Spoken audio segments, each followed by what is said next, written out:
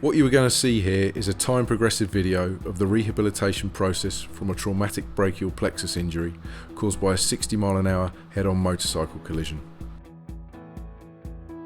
The nerve damage I sustained from the accident was spinal nerve avulsions, pulling out of nerve roots C5, C6 and C7. One of the nerve transfers carried out to reinnervate the muscles in my right arm was a double avulsions procedure. This procedure attached part of the median nerve to the bicep muscle and part of the ulnar nerve to the brachialis muscle. This was to give me back the ability once again to flex at the elbow. The suprascapular muscle in my shoulder was also reinnervated using the spinal accessory nerve, giving me back the ability to laterally raise and externally rotate my arm. The first 6 weeks following the operation, I had to keep my arm completely immobilised, allowing the nerves to heal to the best of their ability. The subsequent time, up until 3 months post-operation, I spent working on the mobility of my arm, getting back the range of movement into my shoulder. At about the 4 to 5 month period, I began to experience flickers of movements in the muscles. I noticed this first of all in the swimming pool and then in day-to-day activities.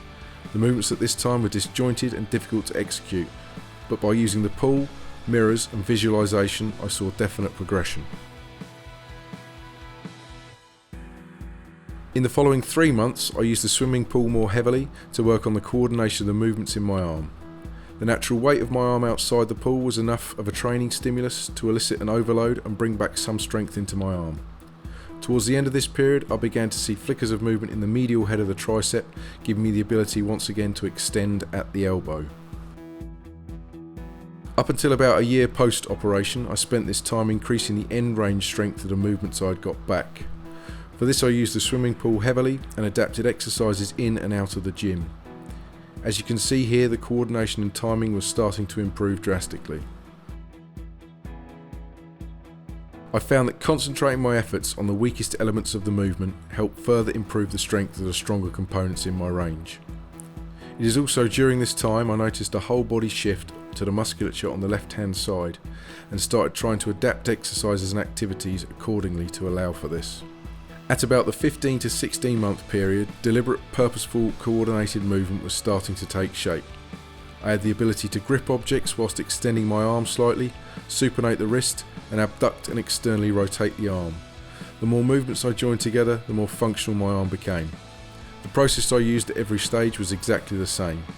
Learn it in the pool, move it in the air, and then take it in the gym. I found that by breaking down the movements into their component smaller parts, helped me when trying to execute them as a whole.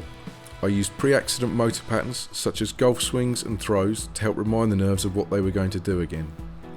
Alongside these actual movements, I used the accompanying visualizations and proprioceptive feedback to improve what I have.